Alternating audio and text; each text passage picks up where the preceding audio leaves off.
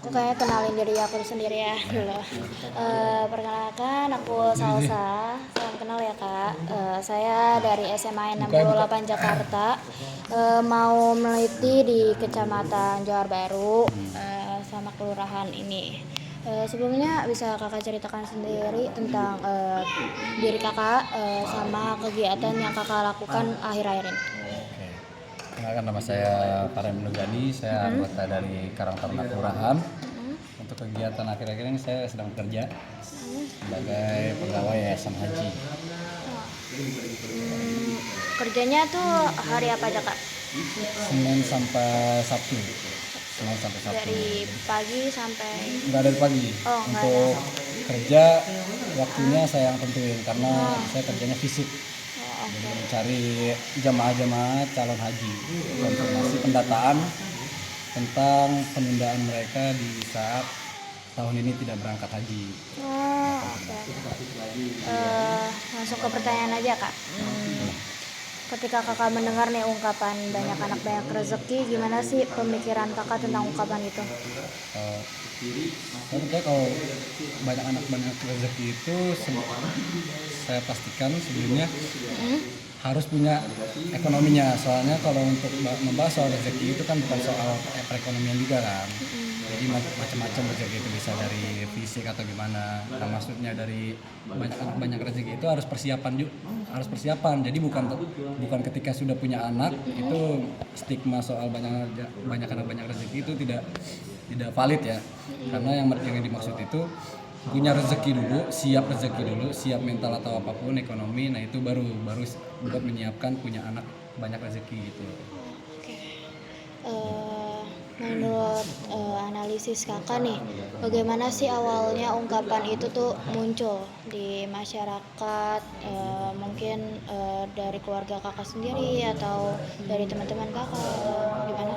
Mungkin yang saya pahamin dulu karena berharapan dari orang tua ya. Karena kalau menurut orang tua banyak anak banyak rezeki itu pasti lihatnya itu dari ekonominya. Kalau misalkan anaknya banyak, mereka pasti berpikir soal anak ini bakalan bekerja dan bisa membantu orang tuanya. Kalau menurut saya itu salah, gitu. Karena menurut saya itu pandangan stigma orang-orang dulu doang. Karena udah saat itu kan mungkin dua perekonomian mudah buat didapatkan ya. Nah, kalau dibahas soal hari ini, saat ini, zaman ini itu sangat tidak bagus ya, nggak pas gitu. Karena pada nyatanya banyak anak banyak rezeki itu kita lihat aja banyak yang berkeluarga, anaknya banyak, akhirnya luntang lantung gitu. Susah juga udahnya kan. Jadi stigma untuk hari ini banyak anak banyak rezeki itu menurut saya itu kurang tepat. Berarti di zaman sekarang tuh kan juga biaya pendidikan terus kesehatan sama gaya hidup di Jakarta kan makin tinggi ya Kak. Menurut Kakak pribadi tuh apakah arti rezeki dalam ungkapan itu tuh masih relevan di kehidupan sekarang atau gimana? Nah, untuk saya sih masih ya, karena balik lagi ke tadi rezeki itu nggak cuma soal ekonomi. Rezeki itu bisa dari kesehatan, bisa dari mental, kan bisa dari apapun itu. Jadi yang harus dibuang tuh sebenarnya stigma soal rezeki itu ekonomi bukan. Berarti dalam ungkapan itu tuh rezeki itu sendiri kan nggak cuma ekonomi. Iya, nggak cuma ekonomi, tapi kesehatan pun juga. Kan tadi Kakak bilang nggak cuma dari sisi ekonomi ya. Berarti menurut Kakak tingkat pendidikan yang lebih tinggi dan akses informasi yang sekarang tuh mulai cepet ya diakses sama orang-orang tuh berarti ngubah cara pandang mereka tentang ungkapan banyak anak banyak rezeki itu sendiri. Iya, balik lagi ke soal lingkungan ya. Kalau misalkan memang media ini kita membantu buat cari informasi hal seperti itu, balik lagi ke lingkungannya. Jadi semua media itu nggak harus diserap baik-baik gitu. Harus tetap ada pendampingan. Kalau misalkan kita didiemin aja, kayak misalnya kita punya anak, tiba-tiba dia punya dibiarin aja main handphone seenaknya, takutnya mereka mengambil hal-hal yang negatif gitu kan. Gimana caranya kita bisa tetap baik dalam lingkungannya juga gitu, tetap diperhatikan walaupun saat ini perekonomian lagi kurang atau gimana, tetap harus ada perhatian. Balik lagi ke relasi sih, lingkungan gitu, itu paling penting. Oke. kalau kakak lagi kumpul keluarga ataupun saudara ataupun teman-teman kakak nih, pernah gak kayak ngerasa perbedaan mencolok tentang cara pandang kakak terhadap kehadiran sosok anak itu sendiri? Eh, ada sih, ada beberapa keluarga saya tuh yang kayak begitu juga. Cuman untuk saya sendiri bagaimana saya bisa mengetahui hal yang baik atau buruknya gitu. Jadi kalau misalkan memang keluarga dekat, kalau memang menurut saya itu salah, saya akan memperhatiin itu, kayak ngasih tahu lah. Tapi dengan balik lagi kalau misalnya kita bicara dengan orang tua, ya kita balik lagi ke etika kayak gitu. Untuk semua informasi yang kita dapat soal mendidik anak lah atau soal stigma tadi kan banyak anak banyak rezeki, ya itu kita bisa perbaikin pelan-pelan gitu kan. Mungkin itu ya. Mungkin kakak ada pengalaman ataupun kejadian nih dalam hidup kakak tentang yang mempengaruhi cara pandang kakak tuh berbeda dengan yang lain gitu. Ada sih relasi balik lagi.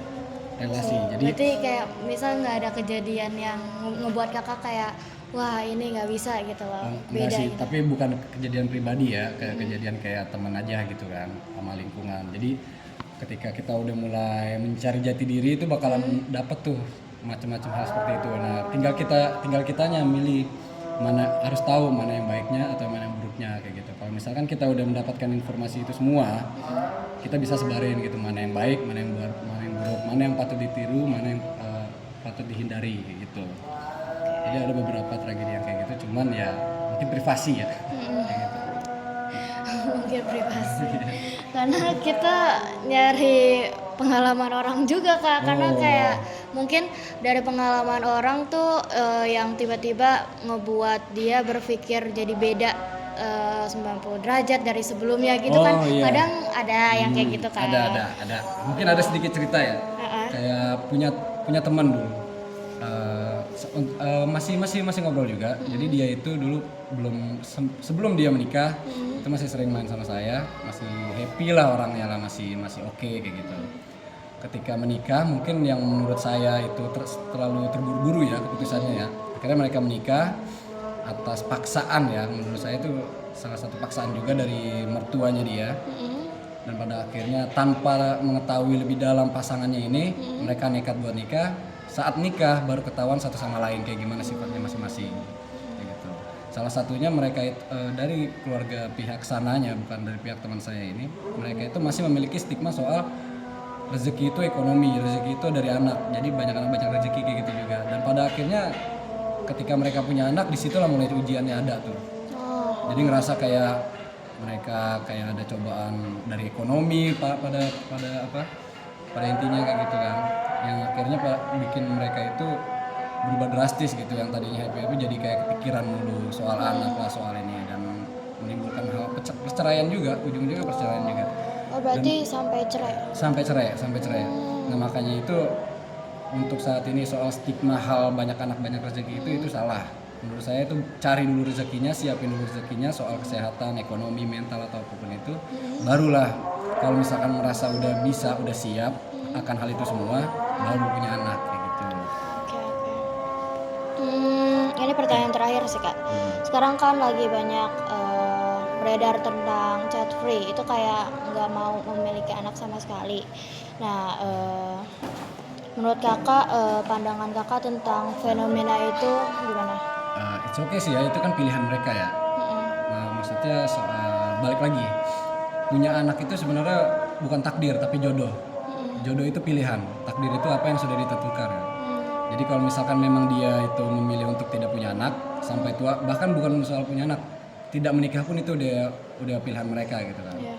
Di negara aja kan punya ini kan hak manusia kan, hak asasi manusia, ya itu terserah dia gitu.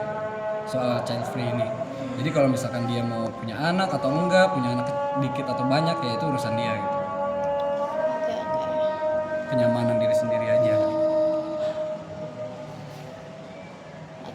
Cukup sih kak. Thank you kak. Sama-sama.